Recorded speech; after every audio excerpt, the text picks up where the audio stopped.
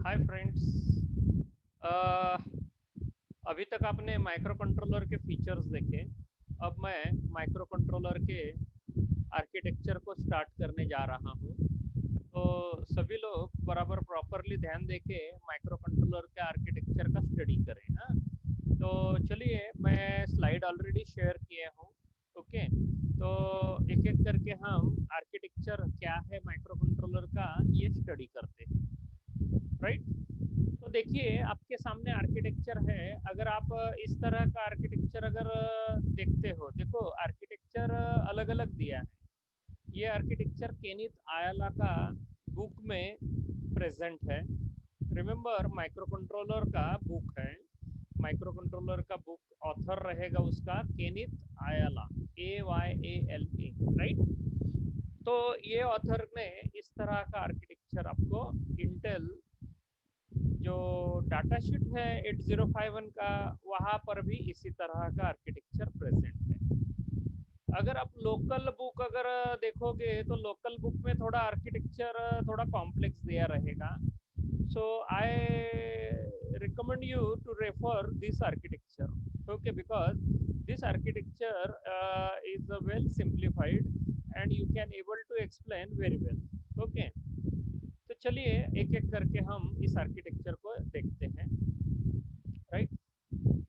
तो सबसे पहले स्टार्ट करते हैं लेफ्ट कॉर्नर से। ओके, सो वहाँ पर पहला ब्लॉक रहेगा arithmetic and logic unit. Right. मैं आपको सबसे पहले सभी ब्लॉक रीड कर लेता हूँ, यानी आपको ब्लॉक के हिसाब से फिर एक्सप्लेनेशन करते जाऊंगा। Arithmetic logic unit, arithmetic and logic unit के नीचे अवेलेबल रहेगा ए और बी रजिस्टर। ओके, उसी के नीचे आपको दिखाई देगा पीसी और डीपीटीआर। ओके, तो पीसी और डीपीटीआर ये दो 16 बिट के रजिस्टर रहेंगे। ओके, और ए और बी ये 8 बिट के रजिस्टर है। उसके साथ साथ उसी के बाजू में अरिथमेटिक लॉजिक यूनिट के बाजू में पीएसडब्ल्यू नाम का फ्लैग रजिस्टर अवेलेबल है। तो पीएसडब्ल्यू नाम का फ्लैग रजिस्टर आपको वहां पर रहेगा। तो ये जो सारा जो यूनिट है, आपको जो मैंने टोटल 5 रजिस्टर, कितने, 4 5 और एक अरिथमेटिक लॉजिक यूनिट, ये सारा जो यहाँ है, तो ये रहेगा central processing unit. Right. Side में आपको दिखाई देगा रैम और रोम। रैम और रोम आपको बाजू में दिखाई देगा। रैम के ऊपर लिखा है स्पेशल फंक्शन रजिस्टर। जो रैम है, तो रैम मेमोरी आपको नीचे के साइड में जो 8051 माइक्रो कंट्रोलर लिखा है उसके नीचे आपको लिख के दिया है इंटरनल रैम स्ट्रक्चर, और 2 कॉलम वहां पर दिए हैं।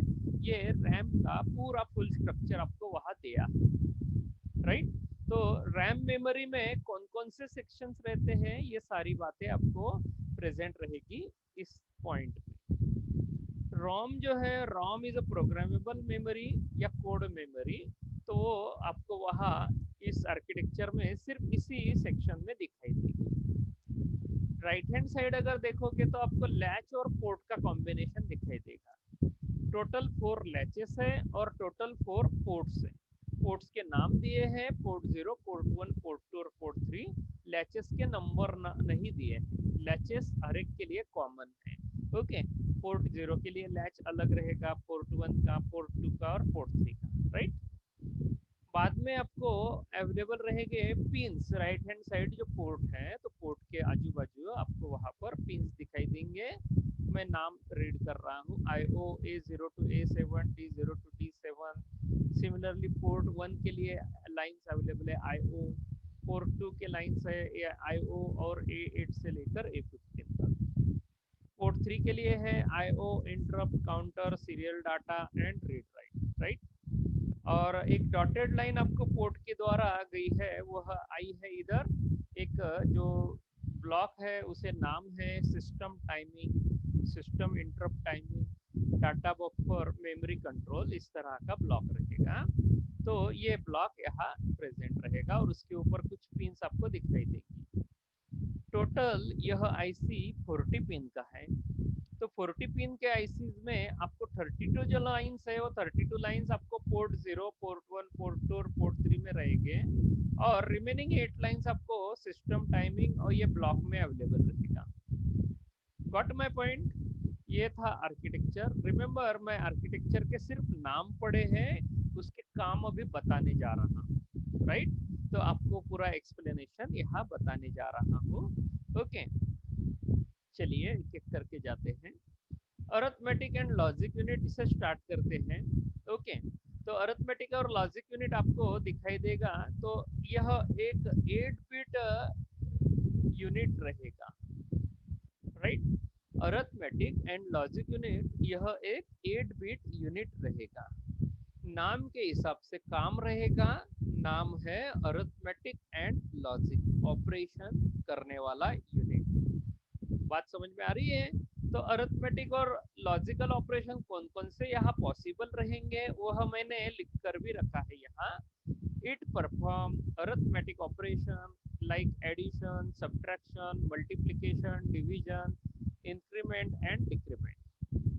ओके, बाद में आपको लॉजिकल ऑपरेशन बताए हैं। लॉजिकल ऑपरेशन रहेंगे एंड है, और है, एक्सॉर है। ओके, और यह आपको अलाउ करेगा इट मैनिपुलेट 8 और 16 बिट डाटा। ओके, तो रिमेंबर अरिथमेटिक लॉजिक यूनिट आपको अलाउ करेगा 8 बिट का ऑपरेशन। जो एडिशन या अरिथमेटिक या लॉजिकल ऑपरेशन है वो सारे आपको 8 बिट के ऑपरेशन पॉसिबल रहेंगे। रिमेंबर, 8 बिट के ऑपरेशन के साथ साथ यह आईसी, यह आपको अरिथमेटिक लॉजिक यूनिट आपको अलाउ कर रहा है मैनिपुलेशन ऑफ 8 बिट। ओके, या 16 बिट का मैनिपुलेशन। मैनिपुलेशन बोले तो आप डाटा का ट्रांसफर कर सकते हैं, डाटा का ऑपरेशन कैरी आउट कर सकते हैं, डाटा का रिसेप्शन कैरी आउट कर सकते हैं। तो इस वजह से आपको कहा भाई 8 बिट मैनिपुलेशन, ओके, या 16 bit manipulation. Okay,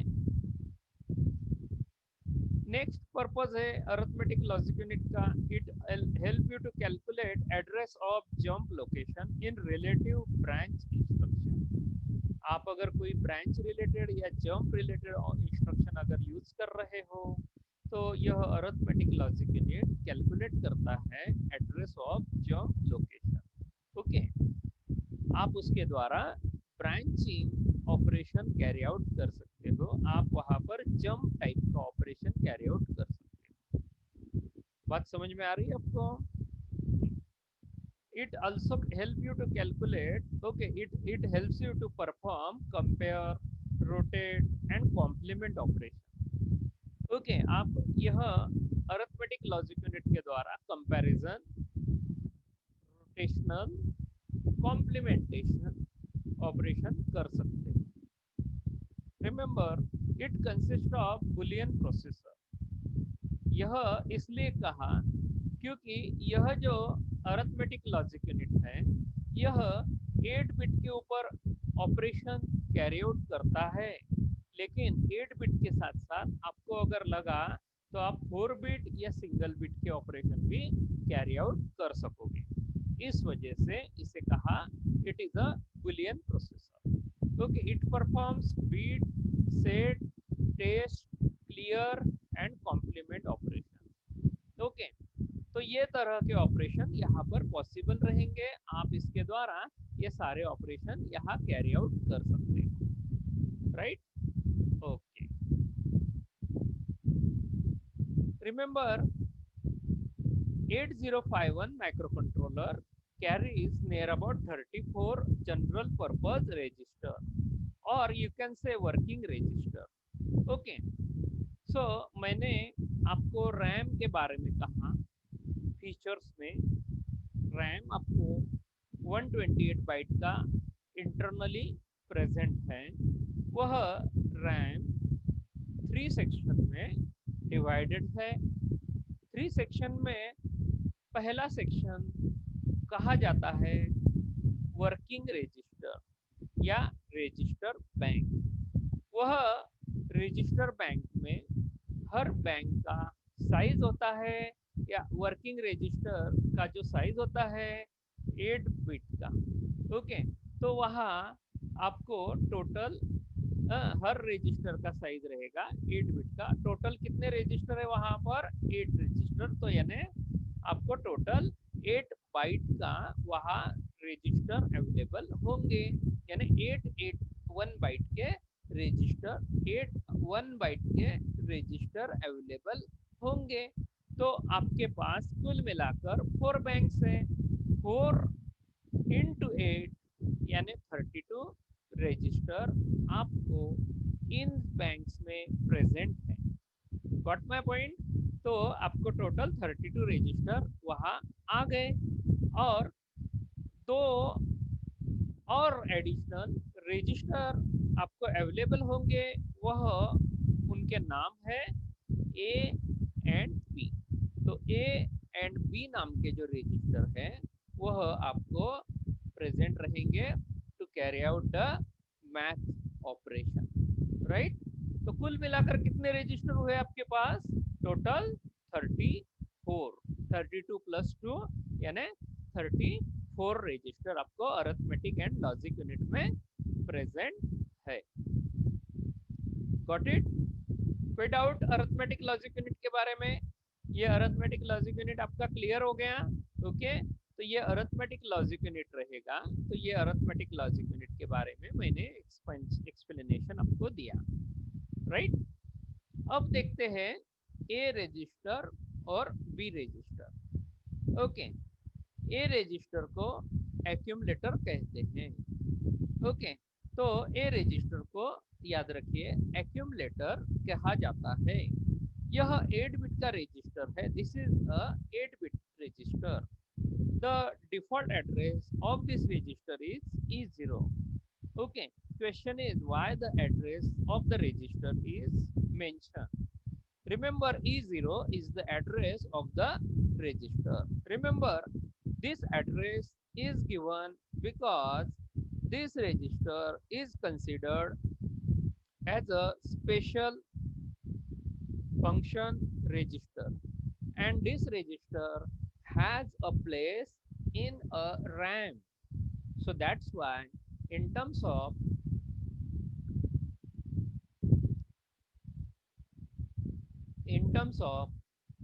RAM, special function register area, this register has physical memory. So that's why this physical memory address is E0. Okay, getting my point? Okay, so that's why this register length is 8 bit and this register is reside in RAM. Okay, and we say it is an accumulator register, right? इस तरह का address 8085 या 8086 में नहीं रहता है। याद रखिए, इस तरह का एड्रेस आपको माइक्रो कंट्रोलर्स फैमिली में ही अवेलेबल होगा। This is a bit and byte accessible register. Okay, you can use this register for bit and byte operation. The purpose of the accumulator is to hold a result of arithmetic and logical operation.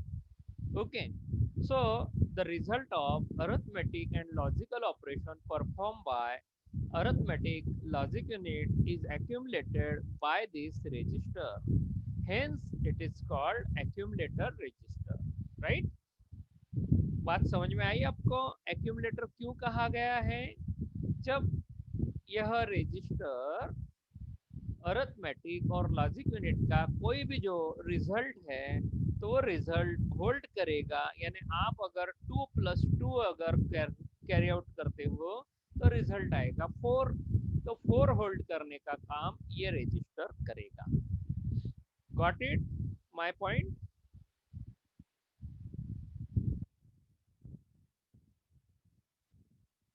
Okay, बात समझ में आई आपको?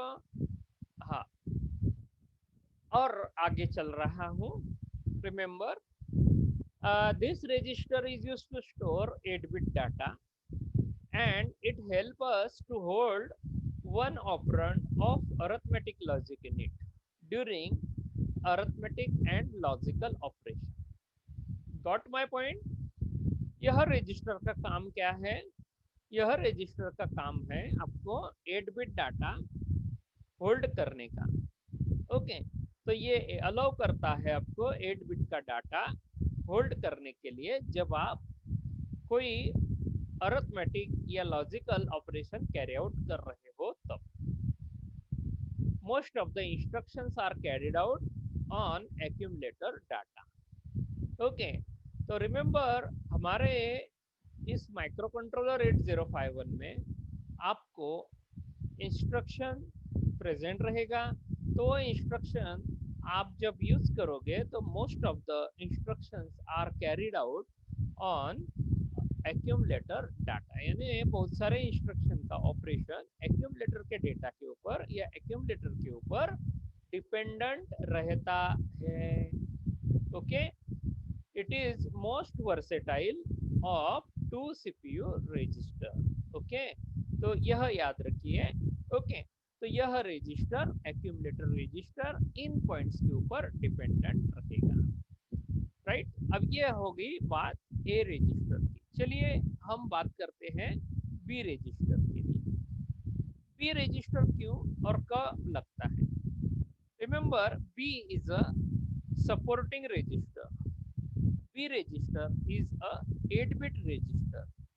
B register is used to hold a data, 8-bit data in math operations.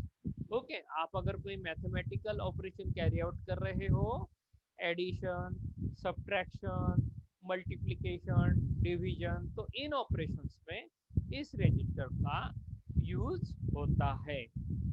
This register is bit and byte addressable.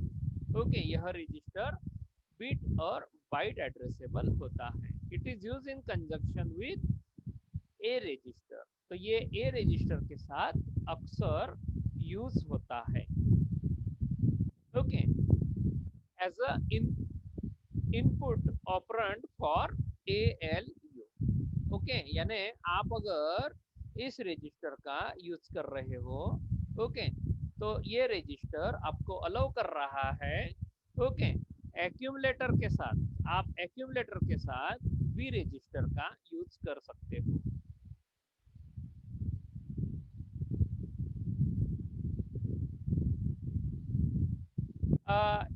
This register is also used as a general purpose register to store 8-bit data। Okay, तो ये register का आप use कर सकते हो general purpose register. Okay, okay, कोई doubt? Getting everyone? Okay, remember इस register का जो फिजिकल एड्रेस है वह रहेगा F0H। ओके, रिमेंबर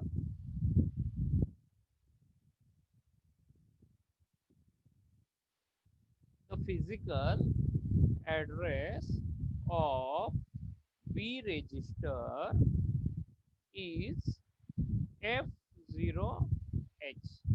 याद रखिए, यह जो रजिस्टर है, यह रजिस्टर का फिजिकल एड्रेस है F0H। एक्यूमुलेटर का क्या था? E0H। और बी रजिस्टर का क्या है? F0H। Getting everyone? ओके, कोई डाउट?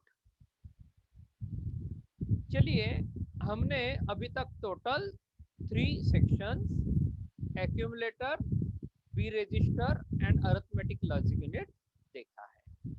राइट, अब हम आगे चलते हैं नेक्स्ट पॉइंट देखने के लिए। इस पॉइंट का नाम है PSW, यानी program status word. Okay, remember आपने 8085 या 8086 का स्टडी यूनिट 1 में किया। वह माइक्रो प्रोसेसर में नाम था फ्लैग रजिस्टर। क्या नाम था? Flag register. लेकिन जब आप माइक्रो कंट्रोलर्स फैमिली में आते हो तो माइक्रो कंट्रोलर्स फैमिली में फ्लैग रजिस्टर की जगह आपको नाम आएगा PSW यानी प्रोग्राम स्टेटस वर्ड। ओके, इस नाम से हम फ्लैग रजिस्टर को यहाँ जानते हैं, राइट। अभी ये देखते हैं कि ये रजिस्टर में होता क्या है, यह रजिस्टर का क्या पर्पस है। Remember this is a 8-bit register। Remember this is a 8-bit register। The address of this register is D0H। Okay, this is a bit and byte addressable register। यह register आप individually independently भी use कर सकते हो beat wise. Okay, तो इस वजह से इसे कहा bit and byte accessible register, right. Secondly, it has 4 conditional flags or math flags which sets or resets according to the condition of results। Okay, याद रखिए यह टोटल 8 बिट का रजिस्टर है। इस 8 बिट के रजिस्टर में आपको टोटल 4 फ्लैग यानी 4 बीट डिफाइंड होंगे एज अ मैथ फ्लैग या conditional flag. Okay, these flags will set and reset according to the arithmetic and logical operation। Remaining 3 flags are like control flags। These flags are also set or reset as per the function performed by the microcontroller, right। तो total 7 beats आपको available रहेंगे इस तरह। Okay, और आप अगर इस slide में अगर देख रहे हो, मैं माउस का पॉइंटर मूव करा रहा हूँ, आपको ऊपर के साइड में एक 8 बिट का फ्लैग रजिस्टर यानी प्रोग्राम स्टेटस वर्ड रजिस्टर दिखाई देगा। उसके ऊपर आपको नाम और नंबर भी लिखे हैं।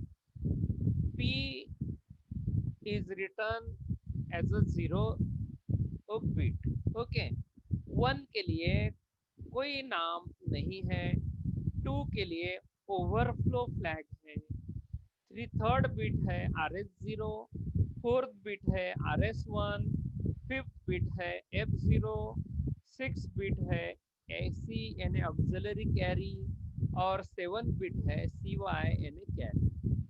ओके, ये सारे बिट्स आपको यहाँ इस डायग्राम में दिखाई दे रहे हैं।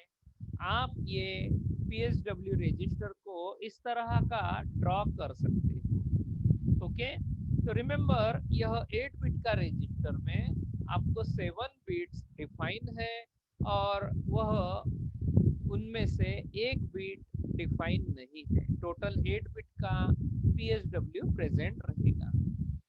याद रखो, कंपेयर कर रहा हूँ 8085 के साथ। अगर आप 8085 के साथ अगर कंपेयर करोगे तो 8085 में टोटल 5 फ्लैग्स है, remaining 3 flags are not defined by the manufacturer. Here total 7 flags are defined by the manufacturer, 1 flag is not defined by the manufacturer. Okay, now चलिए हम पहले इनके फंक्शनैलिटी, इसके यूजेस सारे देख लेते हैं, फिर इस स्लाइड के ऊपर आते हैं,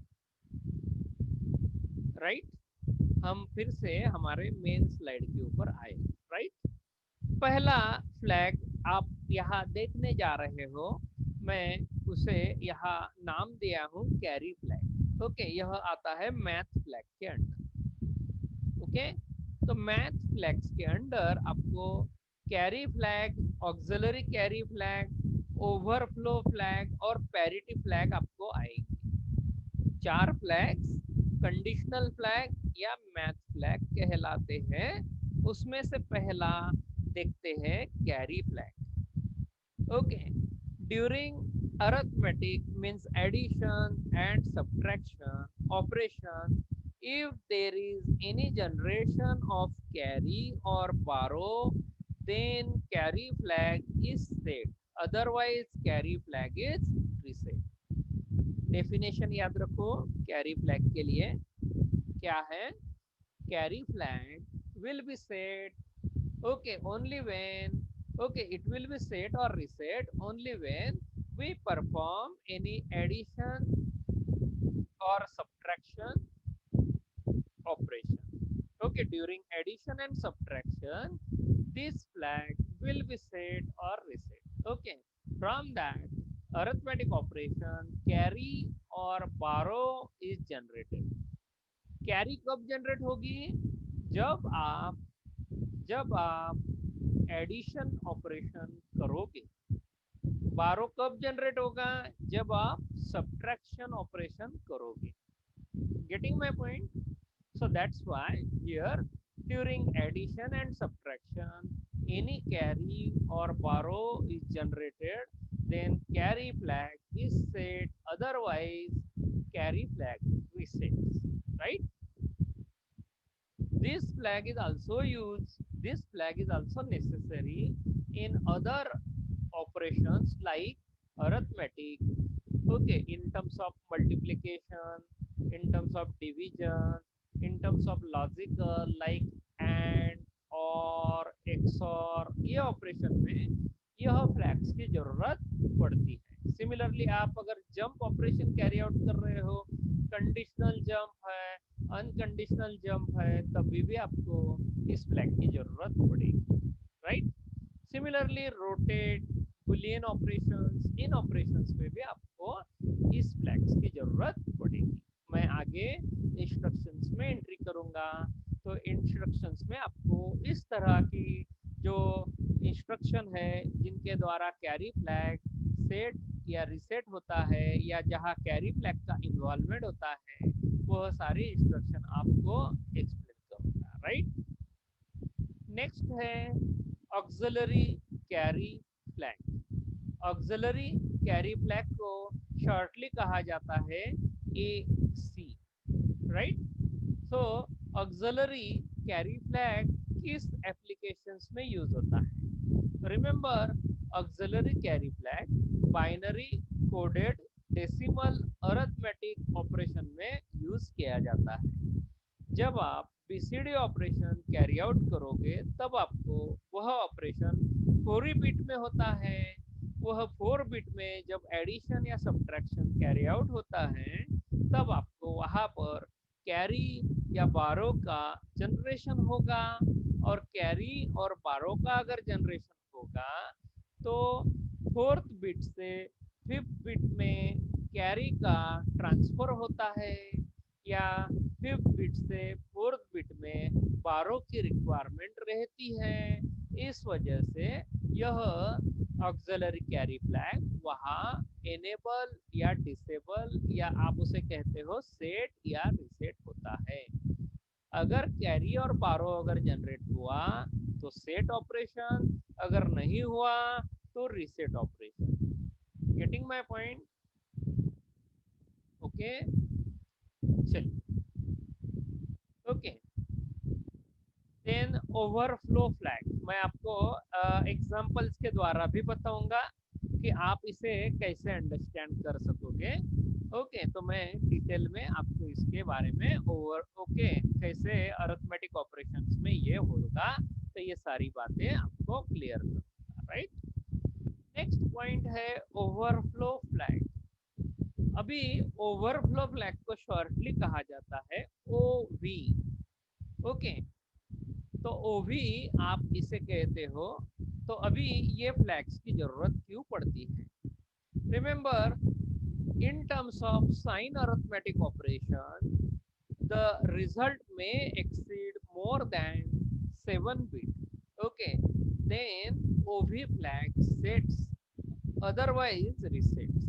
Okay, अगर आप sign arithmetic operation carry out कर रहे हो, तो या आप मल्टीप्लिकेशन या डिवीजन ऑपरेशन कर रहे हो, देखो अगर मैं 4 into 5 करता हूँ तो रिजल्ट आता है 20।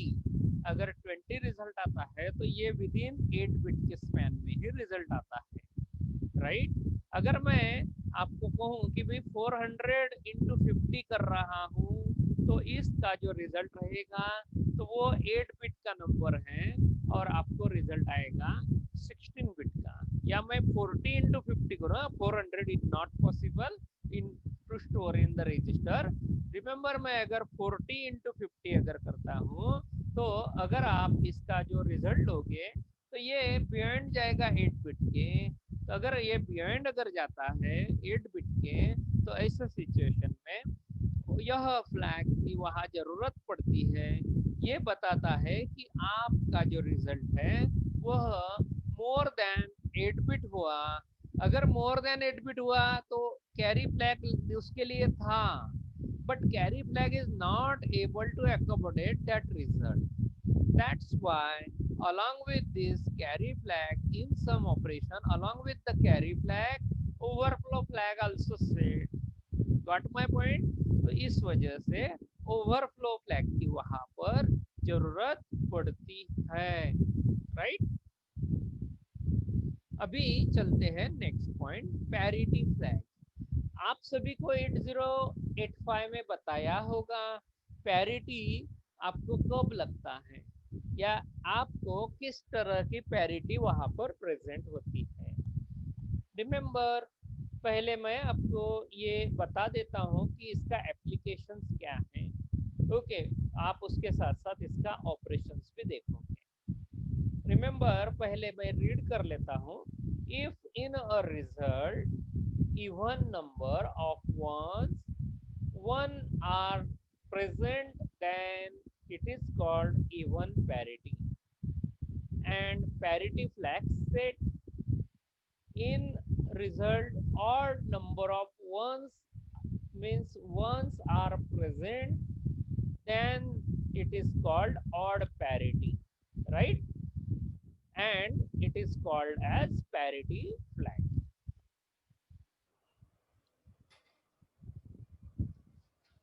बता रहा हूँ सारी बातें।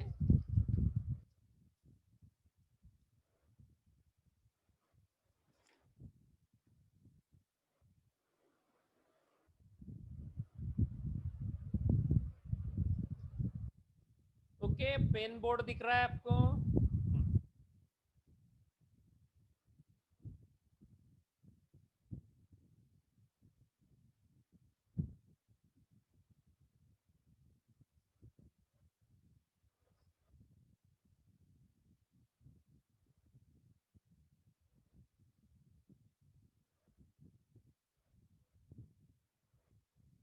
हाँ, ओके।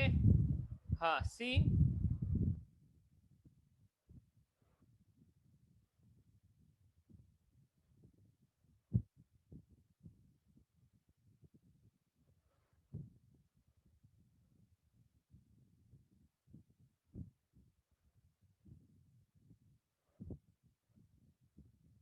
रीड करते आ रहा है नंबर? ओके, 25 मैंने लिखा।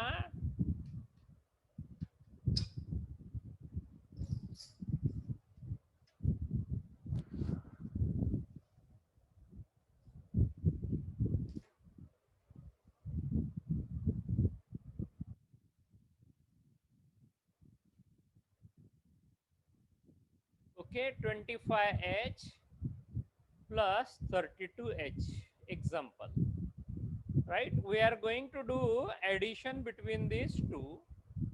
ओके, मैं इन दोनों में एडिशन कैरी आउट कर रहा हूँ।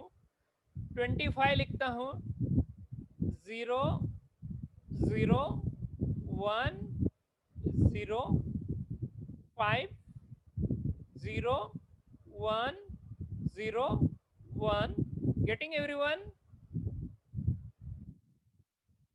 32 0 0 1 1 2 0 0 1 0,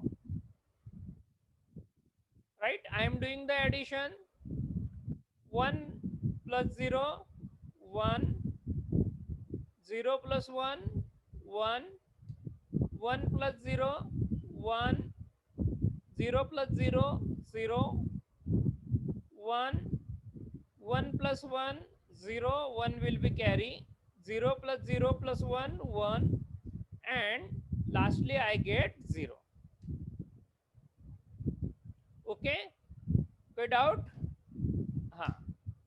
Now I am counting total ones. Okay, this is first, this is second, this is third, fourth, and 5. Okay, total ones कितने हैं? 5. Okay, total ones कितने आए? 5. Okay, so that's why what is the status of parity?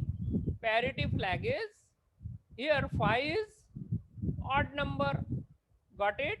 So that's why as 5 is odd number, so that's why here I say it is an odd parity.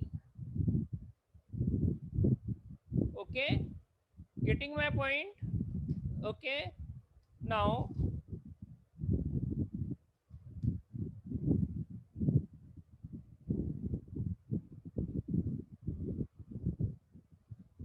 बात समझ में आई?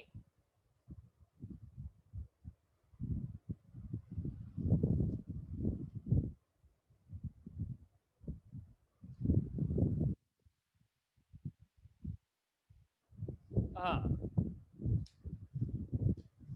Okay, so here again I am reading in terms of parity flag, if the result odd number of ones. Okay, यानी अगर आपको odd number of ones अगर आते हैं तो odd parity, अगर आपको even number of ones आते हैं तो यानी total counting अगर 4 हुआ तो कितना? Even parity. Got my point? Getting everyone? कोई डाउट? हाँ. अभी एप्लीकेशन. रिमेंबर हमें इस फ्लैग की जरूरत कब पड़ती है? हमें पैरिटी फ्लैग जो है वह पैरिटी फ्लैग आपको हमेशा रिक्वायर्ड रहता है जब आप डाटा का ट्रांसफर कर रहे हो. ओके, यानी अगर मैं डाटा का ट्रांसफर कर रहा हूं, ओके, अगर मैं डाटा सीरियली ट्रांसफर कर रहा हूं, ओके, तो while doing serial data communication from one place to another place, okay, while doing serial communication, when we transmit data from one place to another place, okay, in that situation, if we transmit data with even number of parity, if we transmit data with even number of parity, यानी जो data आप transfer कर रहे हो उसमें even number of once है, यानी अगर आप उसमें बोलोगे कि भाई उसमें 4 ही वंस है, ओके, 4 वंस है, 4 जीरोस है, ओके, तो ऐसा सिचुएशन में वह डाटा अगर ट्रांसफर किया और ट्रांसफर करने के बाद जब आप रिसीव करोगे तो रिसीविंग साइड में वहाँ टोटल 5 जीरो रिसीव हुए और 3 वंस रिसीव हुए, तो क्या हुआ? डेटा का लॉस हुआ. डेटा का लॉस हुआ, वहाँ डाटा प्रॉपर रिसीव नहीं हुआ. अगर डाटा प्रॉपर रिसीव नहीं हुआ तो वहाँ आ गया एरर. वहाँ किस टाइप का एरर आया? इवन एरर आया या ऑड एरर आया? Remember this is a part of communication. Okay, तो आगे ये कम्युनिकेशन में भी एंट्री कर लेता है क्योंकि वहां पर एरर कोडिंग डिवाइसेस वहां पर रिक्वायर्ड रहता है. वो अलाउ करता है आपको which type of error generated and how you can able to correct that error. Okay, तो रिमेंबर हम कितने number of even bits transmit किए हैं while transmitting our data, तो along with serial communication we will transfer the type of parity, whether the even number of parity was present at the transmission or odd number of parity was present with transmission. तो उसी के ऊपर आपका data वहां पर present रहता है. Okay, तो आप उसके ऊपर जब रिसेप्शन में प्रेडिक्ट करोगे डाटा को, और जब ये पता चलेगा कि भाई इवन पैरिटी डाटा ट्रांसफर हुआ था, रिसीव हुआ ऑड पैरिटी डाटा, तो आप फिर से रीट्रांसमिशन की डिमांड करोगे और आप फिर से वह डाटा रीसेंड करोगे ट्रांसमिशन साइड से, और फिर आप फिर से चेक करोगे कि भाई डाटा करेक्टली रिसीव हुआ या नहीं. अगर फिर से अगर एरर आया तो फिर से रीट्रांसमिशन करो. अगर करेक्टली रिसीव हुआ, you can receive that data in proper fashion, right. तो इस तरह का स्ट्रेटजी ट्रांसमीटर और रिसीवर में अडॉप्ट किया जाता है. Got it? कोई डाउट भाई? नेक्स्ट पॉइंट आता है कंट्रोल फ्लैग्स. हमारे माइक्रो कंट्रोलर में दो पॉइंट में कंट्रोल फ्लैग डिवाइड किया है. पहला है F0. F0 इसका नाम है user defined flag. Okay, this is an user defined flag. The user defined flag help us to define the function of this flag. The user can set, okay, the user can able to set or test and clear this flag through software. Remember, अगर आप कोई Boolean programming carry out कर रहे हो और वो Boolean programming में अगर आपको किसी फ्लैग्स की जरूरत पड़ रही है और वो फ्लैग्स आपको खुद डिफाइन करना है, for example as a true और false, then you can able to decide the user defined flag utilization. Okay, and from that you can use this flag for your applications. Got it? अभी उसी की तरह control flags आपके पास available है. ये control नाम इसलिए दिया है क्योंकि आप वहां पर कंट्रोल कर सकते हो. तो आप माइक्रो कंट्रोलर में किस तरह का ऑपरेशन कैरी आउट करना चाह रहे हो, तो आप उसे डिसाइड कर सकते हो और आप उसे बता सकते हो कि मुझे इस तरह का कंट्रोल ऑपरेशन कैरी आउट करना है. नेक्स्ट पॉइंट आता है RS1 and RS0. RS1 and RS0 का नाम है register bank select bits. Okay, remember हमारे माइक्रो कंट्रोलर में इंटरनली रैम प्रेजेंट है. हमारे माइक्रो कंट्रोलर में 128 बाइट की रैम प्रेजेंट है. वह रैम 3 सेक्शन में बटी हुई है. मैंने पहले कहा था उन 3 सेक्शन में से पहला सेक्शन है रजिस्टर बैंक. तो वो रजिस्टर बैंक में टोटल 4 बैंक्स प्रेजेंट है. बैंक 0, बैंक 1, बैंक 2 और bank 3. Got my point? Bank 0 को अगर यूज करना है तो आपको इस RS1 और RS0 बिट्स के द्वारा बताना पड़ेगा. ओके, तो ये बिट्स आपको मैं आगे के स्लाइड में बता रहा हूँ. ओके, आप यहाँ देख सकते हो RS1 और RS0. RS1 और RS0 की वैल्यू है 0 0. अगर है तो आप सिलेक्ट करोगे रजिस्टर बैंक 0. अगर 0 1 है आप सिलेक्ट करोगे रजिस्टर बैंक 1. अगर 1 0 है आप सिलेक्ट करोगे रजिस्टर बैंक 2. अगर 1 1 है आप सिलेक्ट करोगे रजिस्टर बैंक 3. लेकिन याद रखो एट अ टाइम एक ही बैंक आपको अवेलेबल रहेगा. आप सभी की सभी bank at a time use कर सकोगे क्या? नहीं. आपको टोटल 32 वर्किंग रजिस्टर हैं. सभी के सभी वर्किंग रजिस्टर आप एक साथ यूज कर नहीं सकोगे. आपको उनमें से सिर्फ 8 ही रजिस्टर यूज कर सकोगे, उनके अलावा आप उधर अदर रजिस्टर यूज नहीं कर सकोगे। Getting my point? ओके। अभी और एक पॉइंट याद रखो, अगर आप ये रजिस्टर बैंक सेलेक्ट करते हो तो ये बैंक सिलेक्शन बाय डिफॉल्ट भी हो सकता है। बाय डिफॉल्ट होता क्या है? बाय डिफॉल्ट यानी जब आप माइक्रो कंट्रोलर का प्रोग्रामिंग करोगे तो प्रोग्रामिंग करते समय यहाँ डिफॉल्ट बैंक रजिस्टर आपका प्रेजेंट होता है, वह है bank 0। Question: why, sir? Why not one? Why not bank two? Why not bank three? Because the reason is जब आप माइक्रो कंट्रोलर को यूज कर रहे हो आफ्टर रिस्टार्ट, तो वहाँ ये PSW में सारे बिट्स हो जाएंगे जीरो। अगर ये जीरो होते हैं तो आपको कौन सी बैंक अवेलेबल होगी? कौन सी बैंक अवेलेबल होगी? बैंक जीरो, है कि नहीं?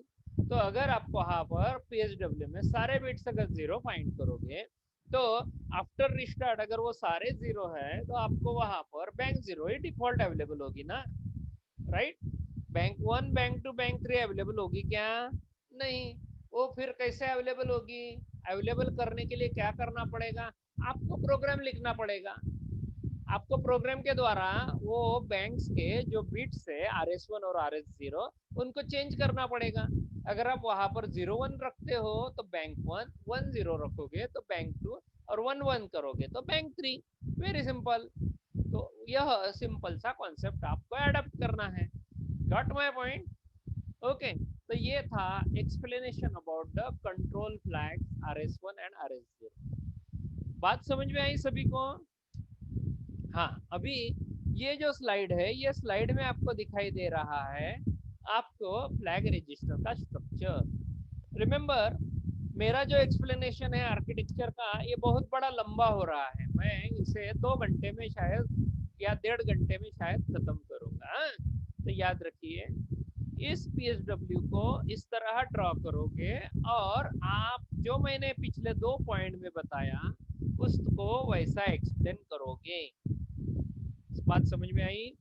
इस तरह का क्वेश्चन एग्जाम में 6 मार्क्स के लिए पूछा जाता है।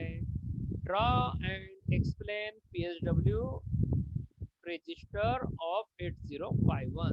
तो आप ये स्ट्रक्चर ड्रॉ करोगे और उसका एक्सप्लेनेशन जो मैंने आपको दिया वो पूरा आप एक्सप्लेन करोगे। ये 6 मार्क्स का क्वेश्चन सेपरेट आता है, architecture separate question. Okay, getting everyone? कोई डाउट? ओके। अभी मैंने जो एक्सप्लेन किया है, carry, auxiliary carry, F0, OV या P, ये सारी बातें यहाँ पर इस स्लाइड में प्रेजेंट, इसलिए मुझे शायद रिपीट करने की कोई जरूरत नहीं रहेगी। Getting everyone? कोई डाउट भाई किसी को? ओके। अच्छा, कोई अगर डाउट रहा तो मुझे पूछिए। ओके। अगर आपको कोई डाउट रहा तो आप मुझे फ्रीली पूछिए, क्योंकि कैसा है, माइक्रो कंट्रोलर का बेसिक आर्किटेक्चर का थियरी जो है वह आपके लिए इम्पोर्टेंट क्यों है? क्योंकि अगर आप ये थियरी अगर जानोगे तभी आप उसकी प्रोग्रामिंग अच्छी तरह अंडरस्टैंड कर पाओगे। नहीं तो बच्चे क्या करते हैं, ध्यान नहीं देते थियरी में, और जब थियरी खत्म हो जाती है तो बोलते हैं ये क्या है, वो क्या है, वो क्या है, फिर प्रोग्रामिंग में वो बातें नहीं लगती। इसलिए एक एक पॉइंट मैं यहाँ फोकस कर रहा हूँ विथ फुल